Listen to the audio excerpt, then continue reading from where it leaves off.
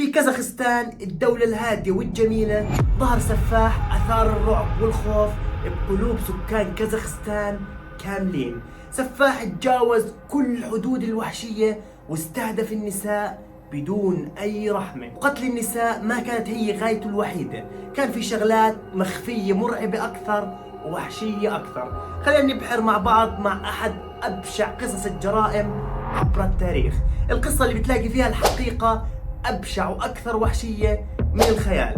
تابعوا معنا قصة سفاح النساء.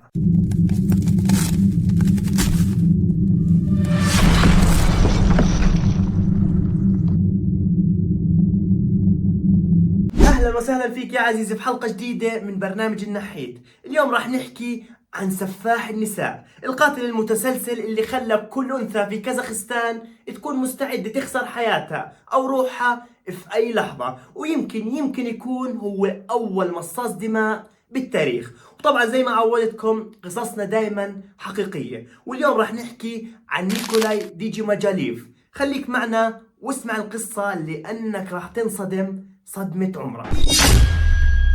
انولد نيكولاي أيها المشاهد الجميل في كازاخستان عام 1952، ونيكولاي كان الولد الرابع بين 5 أطفال، وتربى نيكولاي تربية طبيعية زيه زي أي ولد. يعني ما كان في أي مشاكل بين أبوه وأمه، ما كان في طلاق، ما كان في أي إشي نفسي أثر عليه وهو صغير وطلع لنا شخص مجنون وسفاح. بالعكس تماما، نيكولاي تربى تربية صالحة وبعائلة محبة ومتماسكة جدا. ونيكولاي درس بالمدرسة زي أي ولد طبيعي، بعدين راح على الخدمة العسكرية وخدم بسلاح الدفاع الكيميائي، وبعد ما خلص خدمته العسكرية قرر إنه يصير سايق، بس للأسف فشل بالسواقة. بعدين حكى خليني أدخل الجامعة، برضه نيكولاي بيفشل بالجامعة. بس هذا الاشي ما خلى الناس تنظر انه هذا الانسان فاشل، بالعكس تماما. نيكولاي كان شخص كثير بيهتم بحاله، بيلبس بدلات وكل يومين بيروح على الحلاق بظبط حاله ويظبط شعراته ولحيته وبيطلع على افضل منظر.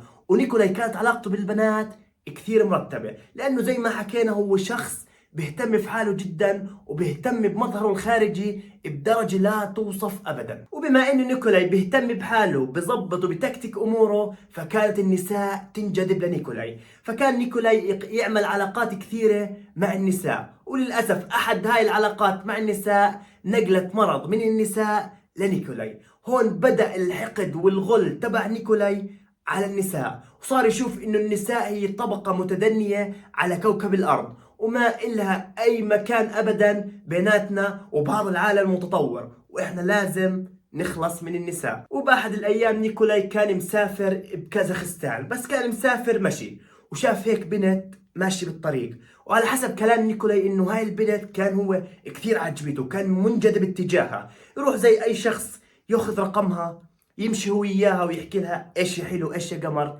لا أبدا، نيكولاي قرر إنه يعمل شغلة ثانية ما بتخطر لا على البال ولا على الخاطر. وببدأ نيكولاي يمشي ورا البنت شوي شوي، ونيكولاي بيحكي كل ما كنت أقرب من هاي البنت كانت دقات قلبي تزيد أكثر وأكثر. وبعد شوي البنت حست إنه في حدا قاعد بيلحق فيها، فلفت وجهها، ونيكولاي بيحكي من كثر دقات قلبي كان الحماس كثير جواتي. فالبنت أول ما حست بنيكولاي قررت إنها تهرب، بس للأسف حماس نيكولاي كان أسرع من هاي المسكينة، وقدر إنه ينقض بسرعة البرق ويمسكها من رقبتها. فالبنت هون لا قادرة تصرخ ولا قادرة تتنفس ولا حتى تهرب، والبنت المسكينة بتوقع على الأرض. وطبعا كانوا بشارع عام، يعني بمنطقة ريفية، فمعرضين بأي لحظة إنه أي حدا يشوفهم. نيكولاي يفكرك إنه يخاف أو مثلا بعد ما خنقها يهرب ويبلش يركض، أبدا. اللي صار هو ما بيخطر لا على البال ولا على الخاطر.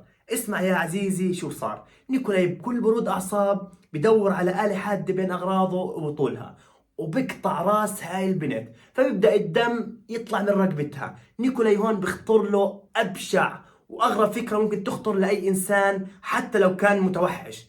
نيكولاي بيحكي ما بدي أضيع ولا نقطة دم من هاي البنت، فبيبدأ نيكولاي يشرب الدم اللي بنزل من البنت. يعني انت بتخيل بيبدأ زي ما سمعت بيبدأ يشرب الدم اللي بنزل من هاي البنت زيه زي مصاصين الدماء. وخلال ما نيكولاي قاعد بروي عطشه وبيشرب من دم هاي البنت، لاحظ انه في باص جاي من بعيد. فورا نيكولاي بيسحب هاي الجثة على جنب الطريق وبمرق الباص بدون ما يشوفهم ولا يحس فيهم. ونيكولاي بيخلص شرب هذا الدم وبتصفى دم البنت. بيجي نيكولاي بكل برود بيقطع اجزاء هاي البنت، يعني اجزاء صغيرة، وبحطهم داخل كيس وبمسك هاي الكياس وبروح على البيت تبعه. ونيكولاي شو بيسوي يا عزيزي؟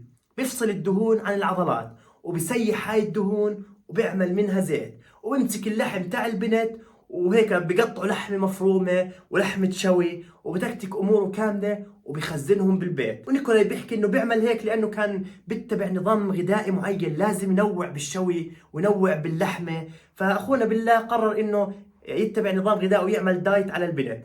المهم نيكولاي بيحكي إنه جسم هاي البنت المسكينة كفاه شهر كامل وهو باكل كل يوم لحمة مشوية، لحمة مقلية، لحمة بالصينية، لحمة مفرومة، والزيت كمان فيش زيت من دهون هاي البنت برضه بيستخدم الزيت. يعني تخيل هاي الوحشية اللي قاعدة بتصير. يعني انت بتخيل انه انسان باكل لحم بشر وبيشرب دمهم وعايش حياة مصاص دماء طبيعي، وبقول لك لا انا بعمل هيك عشان بتبع نظام غذائي. يعني انا بدي لحمة كل يوم وما لي غير لحمة بنت مسكين. شو بمخه فيه؟ يعني هذا الانسان شو بفكر؟ من ايش مخلوق يعني؟ بصراحه تخيل يا اخوان، بس تخيل انت هيك اصفن انه في انسان قطع لحم بنت، وما مش انه خلاص قتلها وشافها غليل وكرهه للنساء، لا ابدا، هو اكل اللحمه وفرمها وعمل منها اذكى واجمل الطبخات. وبعام 1979 يا عزيزي الشرطة بتلاقي بقايا هاي الجثة على جنب الطريق. نيكولاي يمكن تارك بس عظم، يعني ما بعرف شو تارك، بس أكيد مش لحم، يعني إشي بسيط تارك من هاي الجثة. فالشرطة لقوها وبدأوا بالتحقيق، بس للأسف ما كان في أي علاقة بين نيكولاي وهاي البنت، عشان هيك ما حدا شك فيه أبدا. وبرد الموضوع وطولت القضية والتحقيق، وزي ما تحكي تسجلت القصة ضد مجهول. وأثناء هاي الفترة نيكولاي ما وقف على ارتكاب الجرائم. حسب المصادر إشي بيحكي إنه ارتكب جرائم بحق أكثر من 5 نساء، وفي مصادر ثانية بتحكي كان عنده 100 ضحية. بس الأكيد إنه هاي ال5 نساء المؤكدة 100% نيكولاي عمل معها نفس هاي البنت، كان يقتلهم، يشرب الدم تبعهم كامل، بعدين يقطع اللحمة والدهنة تبعتهم ويروع على الدار وياكلهم. ويا دار ما دخلك شر. والشرطة كانوا متوقعين زيه زي أي قاتل متسلسل إنه باخذ هاي الجثث وبدفنها، بعد هيك راح يرجع عشان يرضي غروره على الموقع تبع هاي الجثث اللي تركها. يعني بعد ما يترك هاي البقايا راح يرجع، عشان تعرف يعني أي قاتل متسلسل عنده غرور جوات لازم يشفيه، يرجع يشوف ضحاياه من أول وجديد. بس زي ما بنعرف كل شخص إلا ما يغلط، إلا ما يرتكب له هيك شغلة هيك ولا هيك تخلي الناس تشك فيه. بأحد الأيام كان نيكولاي قاعد بيشتغل بمحطة القطار، وكان يمزح هو وصاحبه معهم مسدس، فللأسف نيكولاي بالغلط بطخ صاحبه. هذا الاشي خلى الشرطة تاخذ نيكولاي وتوديه على مركز الشرطة وتبدأ بالتحقيق. وأثناء التحقيق الشرطة لاحظوا إنه نيكولاي هو مش شخص طبيعي، يعني مش شخص سوي، في اشي داخل نيكولاي غريب خلى الشرطة تشك فيه ويثير فضولها وبدها تحقق معاه أكثر. وهذا الاشي خلى الشرطة يودوه على مصحة عقلية. هناك الأطباء خلال الفحص حكوا انه نيكولاي معاه انفصام بالشخصية، وهذا بالعادة دائما بنلاقيه بالقتلة المتسلسلين، بيكون عنده شخصيتين، شخصية طبيعية وحقيقية هي شخصية البشر اللي زينا طبيعيين، وشخصية ثانية بتكون شخصية وحش وسيئة جدا بترتكب أفظع وأبشع الأمور بدون ما يحس على حاله. فالدكتور حكى إن نيكولاي معاه انفصام بالشخصية، وظل نيكولاي بالمصحة العقلية لأكثر من سنة. وانت هسه يا عزيزي المسكين مفكر إنه نيكولاي بهاي السنة تعالج وتخلص من الوحشية والسادية الموجودة فيه. بالعكس تماما، نيكولاي بيهرب من هاي المصحة وبكون معاه إشي واحد، المنجل اللي كان يقتل فيه الضحايا، والمنجل اللي هو زي الفاس. المهم نيكولاي بيدخل على الغابة وما حدا بيقدر يلاقيه لثاني يوم. بيجوا باخذوا نيكولاي من الغابة وبيرجعوه على مركز الشرطة اللي انمسك فيه أول مرة. وبهاي الأثناء بدأت قصته تنتشر في وسائل الإعلام كاملة، والصحف والمجلات والأخبار بس بتحكي عن نيكولاي. وبدأت هيك الأخبار تنشر معلومات عن نيكولاي وتزيد شوية بهارات وتحكي إن نيكولاي كان عنده أنياب من حديد، وهذا الإشي كان يساعده إنه يمص دم ضحاياه ويقطعهم بس بأنيابه. المهم قضية نيكولاي قعد سنة تقريبا في السجن عند الشرطة، بعدين تحول للمحاكمة. بعد هيك القاضي بصدر حكم بحق نيكولاي اللي عمل أبشع الأمور بنساء كازاخستان، كان يقطعهم ويشرب الدم تبعهم وياكل اللحمة تبعتهم. القاضي شو بيحكم عليه؟ بيحكم عليه إنه نيكولاي غير مذنب. نعم، زي ما سمعت يا عزيزي، نيكولاي غير مذنب، والسبب كان بحالته المرضية اللي تم تشخيصها بالمركز النفسي. المهم يا عزيزي، نيكولاي بنحط بالمصحة العقلية عشان حسب كلام الدكاترة إن نيكولاي كان مجنون ومعاه مرض عقلي. فنيكولاي بنحط بالمصحة العقلية، بس هاي المرة ممنوع يتم الإفراج عنه أبدا ولا تحت أي ظرف. هذا كان أمر من المحكمة. يعني تقريبا نيكولاي مسجون مؤبد، بس مش بالسجن، بالمصحة العقلية. وظل نيكولاس محبوس بالمصحة العقلية لمدة 10 سنوات. وبعد 10 سنوات بدأت الإشاعات تطلع إن نيكولاس بيطلع من المصحة العقلية وبيقتل النساء وبيشرب دمهم وباكل لحمتهم وبرجع على المصحة العقلية بكل برود. وهذا كان بسبب إنه الضحايا والنساء ضلهم يزيدوا خلال فترة وجود نيكولاي داخل المصحة العقلية. فهذا خلى كل الناس تشك إن نيكولاي بيطلع من المصحة بطريقة ما حد بيعرفها.